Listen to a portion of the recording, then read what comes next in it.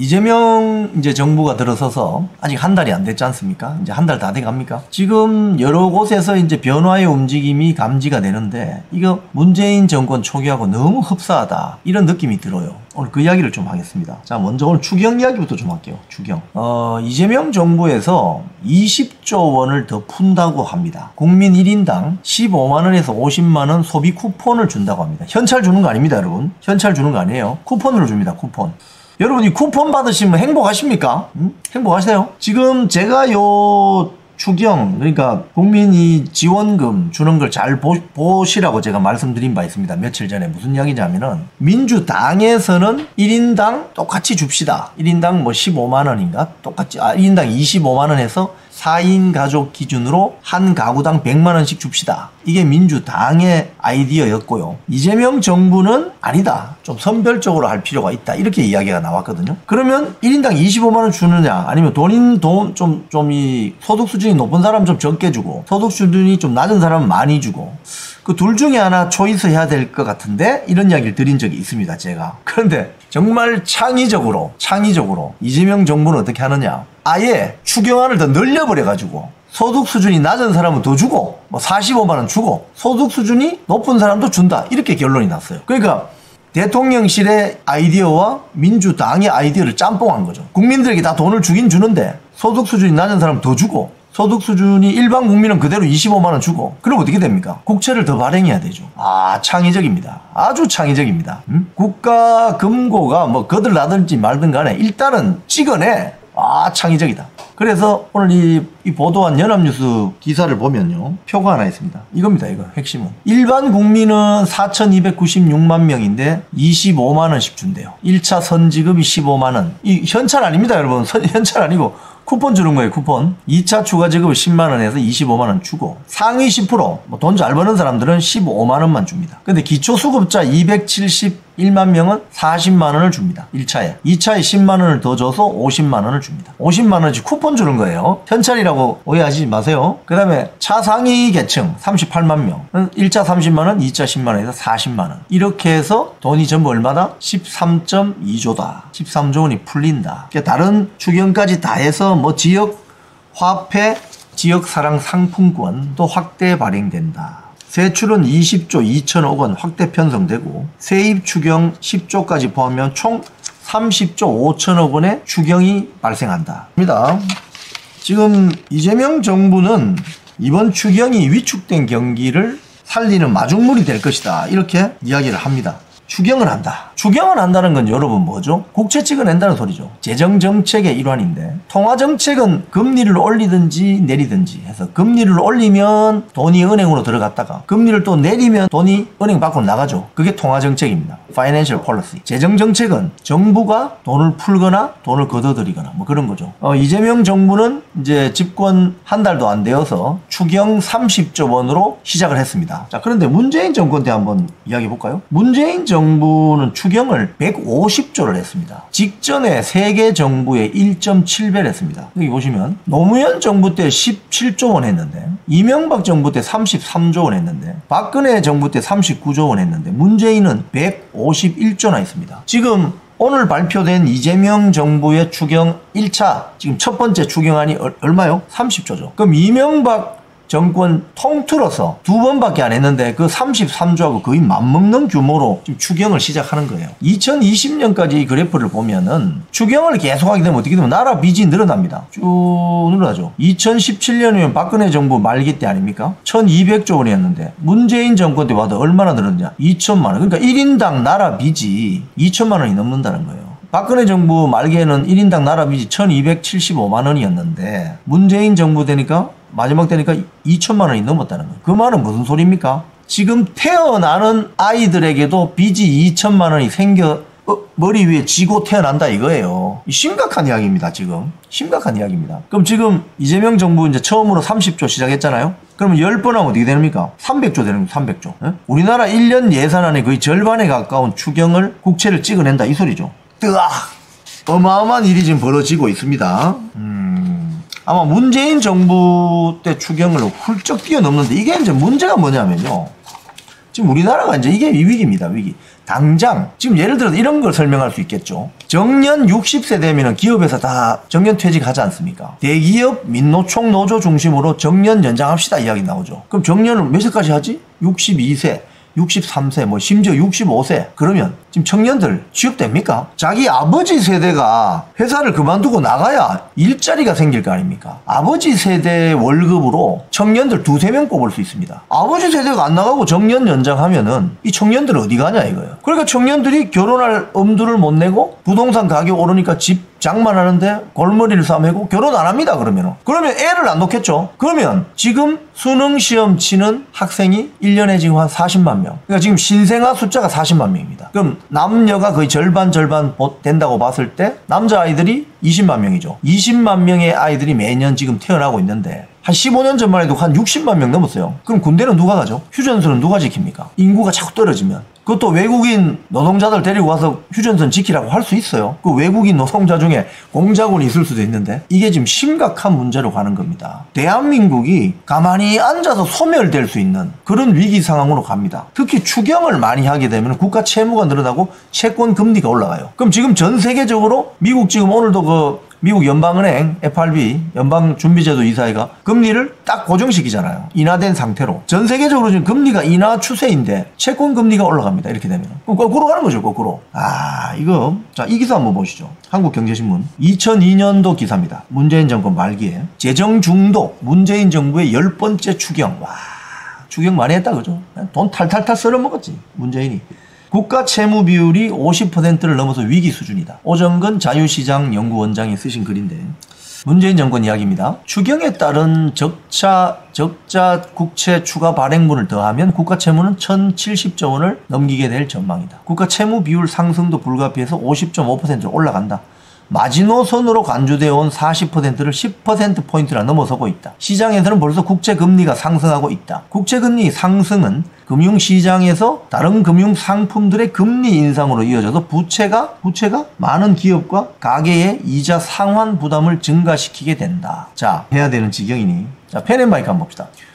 이재명 대통령 국가 재정 사용할 때다. 그런데 나라 돈 뿌린다고 경기가 살아나나? 지금 이재명 정부의 입장은 이거죠. 국가 재정을 이제 사용할 때가 되었다. 작년 12월 3일 이후 심리적 위축이 심해지면서 서민의 고통이 매우 크다. 건전 재정이나 재정 균형의 원칙도 매우 중요하지만 지금은 너무 침체가 심해서 정부 역할이 필요하다. 그래서 돈을 좀 뿌려야 되겠다. 이거 아닙니까? 그죠?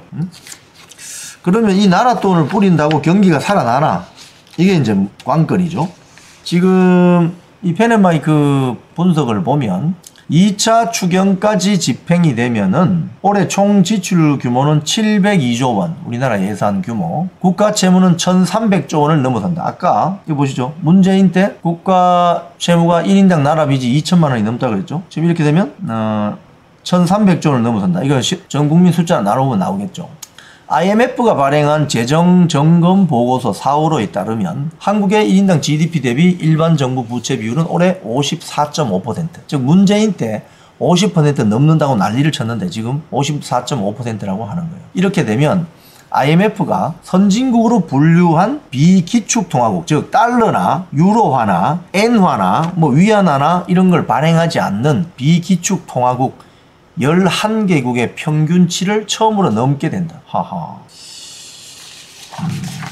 자, 뉴데일리 경제기사입니다. 내수 회복 마중물의 추경 20.2조, 적자 국채 20조 찍어서 조달한다. 나라 빚이 1,300조 첫 돌파한다. 경기 진작, 민생 안정 방점인데 추경 핵심은 최대 50만원 소비 쿠폰이다. 국가 채무 1,300조 원을 돌파한다. 이재명 정부는 추경 좀 더 해야 된다. 추가 추경 가능성 언급. 이건 뭐죠? 문재인 때 추경 10번 했습니다. 10번. 노무현 정부 때 5번 했는데 규모를 보세요. 규모. 노무현 정부 때는 5번 했지만 전체 추경이 17조 원밖에 안 돼요.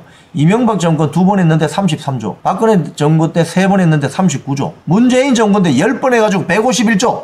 지금 이재명 정부 들어와서 처음으로 한 추경이 이명박 정권 5년 내내 했던 추경 액수하고 비슷하다 이거. 심각한 이야기죠. 심각한 이야기입니다. 야, 이 경제가 어떻게 될까 이거 앞으로. 여기 보면은 경제학자들이 이 기사에서 이제 진단한 내용들이 있습니다. 김상봉 한성대 경제학과 교수 뭐라고 하느냐. 과거처럼 재정을 투입해서 소비를 늘려 GDP 성장을 견인하는 시대는 이미 지났다. 적자 국채를 발행하면 채권 금리가 상승해서 현재의 금리 인하 기조와 충돌하게 된다. 이어서 물가 상승, 화폐 가치 하락은 어떻게 된다? 물가가 오르죠. 그럼 어떻게 돼요? 부동산이 올라간다. 부동산 그 가격이 거품이 낀다. 버블이 생긴다. 올라간다. 그러면 어떻게 돼요? 부동산을 가지고 있는 사람은 내 집값 올라가니까 좋은데? 근데 부동산이 없는 전세 사는 사람은 어떻게 됩니까? 완전 전세 거지 되는 거죠. 이걸 보면요, 참 이게 역설적인 건데 여러분, 이재명 정부를 지지했던 민주당 유권자들은 강남에 많이 삽니까? 민주당 지지자들이 강남이 많이 삽니까? 소위 말해서 서울 기준으로 하면 강남 3구하고 용산 여기 민주당 지지자들이 많이 살아요? 많이 안 살죠. 거기는 국민의힘 지지자들이 많이 삽니다. 그런데 역설적으로 민주당 지지자들이 이재명 정권을 만들어냈는데 오히려 국민의힘 지지자들이 많은 강남의 집값을 끌어올리는 거예요. 이게 그러면서 지난 그 문재인 정권 때도 뭐라고 했습니까? 모든 사람이 강남 살 필요는 없다. 이런 이상한 소리 나죠. 즉 이 말은 무슨 소리냐? 민주당을 움직이는 정책 브레인들은 쉽게 말해서 강남 좌파들입니다. 지는 강남에 살아. 강남에 살면서 지들이 집권을 하게 되면은 부동산 가격을 끌어올려가지고 자기 집값을 올려요. 조국이나 장하성. 이 다 강남 좌파들이에요. 그러니까 이게 얼마나 역설적이냐면은 민주당을 끌어가는 정책 브레인은 다 강남 좌파들입니다. 그런데 결론적으로 지들이 집권했을 때는 자기가 살고 있는 집값이 확 올라가요. 그런데 민주당 지지했던 유권자들은 서민들이 많다고 봤을 때 그 서민들은 그럼 무슨 덕이 있는 거지? 25만원 먹고 떨어져. 50만원 줄게. 50만원 쿠폰 줄게. 이거 먹고 떨어져. 이거 아니에요 지금. 야, 참 이거 역설적이다. 그죠? 역설적이요. 자, 자본은 자기 증식 본성을 가지고 있어요. 자본은 다스 카피탈이라고 하죠. 독일말로. 다스 카피탈은 잠을 자지 않고 계속 세포 정치가듯이 늘리려고 하는 속성을 가지고 있어요. 그렇기 때문에 돈이 되는 쪽으로 돈을 알아서 막 움직입니다. 이게 시장의 논리인데 이걸 정치적인 논리로 때리기 시작하면은 이 자본이 역으로 반행해서 결국은 정치 논리를 압도하게 됩니다. 자, 그래서 이 대목에서 이창용 지금 한국은행 총재가 어제 이런 이야기 했습니다. 자영업 도우려면은 선별 지원하세요. 이렇게 하지 말고. 자, 이게 지금 보면 이게 겉으로 보면 선별 지원으로 돼 있잖아요. 근데 원래는 1인당 25만원씩 다 주려고 한 거 아닙니까? 근데 소득 수준이 좀 높은 사람은 10만원 덜 주고 소득 수준이 좀 낮은 사람은 많이 주죠. 이게 겉으로 보기에는 선별적인 지원인데 총 액수를 늘려서 갖다 붙인 거거든요. 근데 이창용 한국은행 총재는 그게 아니고 원래 1인당 25만원 주려고 한 것을 똑같이 25만원 주지 말고 좀 힘든 분은 좀 더 주고 돈 잘 버는 사람은 굳이 줄 필요 있나 이런 거 아닙니까? 근데 오히려 그 총액을 늘려가지고 기본 25만원 주는 거는 그대로 대부분 국민들에게 적용하고 이쪽도 늘리고 이쪽은 줄이고 이렇게 한 거죠. 창의적입니다. 오늘 이거 한겨레 기사입니다. 보세요. 서울 아파트 6년 9개월 만에 주간 상승률 최고. 불붙은 강남 한강벨트. 강남 한강벨트는 국민의힘 지지자들이 많이 사는 지역입니다. 여러분. 이게 그러니까 아주 역설적인 거예요. 민주당 유권자들이 이재명 정부를 지지해서 이재명 정권이 탄생하게 되었는데 집값은 국민의힘 지지자들이 많이 사는 동네부터 오르기 시작한다는 거예요. 이게 참 역설적인 거 아닙니까 여러분? 경제는 이렇게 역설적입니다. 참 좀 어이가 없죠 사실은. 그러니까 이거 그럼 이재명 정권에 고마워야 되나 이게? 내 집값 오르니까 일단 기분은 좋지 않습니까? 근데 내 부동산 자산 가격이 올라가네? 이게 마냥 기뻐할 만한 일이 아니라는 거예요. 왜? 그 집을 소유하고 있는 건물주는 집값 오르니까 좋은 거죠. 하지만 이게 사회 전반적으로 부동산 가격이 거품이 끼게 되면 아주 심각한 문제가 발생합니다. 젊은 2030 청년층이 결혼을 안 하려고 합니다. 집을 못 구하는데 뭐. 그런 일이 벌어진다니까요. 지금 이 기사도 한번 보시죠. 반갑지 않은 불장, 서울 부동산, 매매, 전세, 월세 모두 급등. 아니 지금 이재명 정부 지금 출범한 지 한 달도 안 됐는데 서울 부동산이 이렇게 뛰기 시작하면 이거 전국으로 확산되거든요. 여기 보면 문재인 정부 때 집값 급등 양상과 비슷하다. 공급 부족 불안 해소할 대책 필요하다. 문재인 정부 초기 때. 그러니까 집 짓는데 최소한 여러분 분양 받아보신 분들은 알겠지만 3년에서 4년 걸립니다. 이게 배 만드는 거하고 똑같아요. 조선업도 마찬가지거든요. 배 한 척 만드는데 한 3년 걸리거든요. 그러면 이게 쉽게 얘기하면 그 물건의 가격 탄력성이 해양산업 같은 경우 이 가격이 엄청나게 올라갔다가 확 내려가고 이럽니다. 왜? 물량이 갑자기 많아지면 훅 떨어지는 거죠. 근데 물량이 부족하면 급등하는 거죠. 가격이. 왜? 배는 만드는데 하루 만에 만들어질 수가 없습니다. 뭐 라면이라든지 이런 거는 하루 만에 만들어지잖아요. 공장 돌리면 밤새 돌리면 만들어지지 않습니까? 가격 탄력성이 그렇게 예민하지 않은데 아파트라든지 선박 건조라든지 이런 거는 굉장히 가격이 가파르게 올라갔다가 떨어질 때 또 훅 떨어집니다. 배는 그렇고 운임 말하는 겁니다. 선박 용선하면 운임. 근데 아파트 같은 경우는 한번 급등해서 올라가기 시작하면 떨어지질 않아요.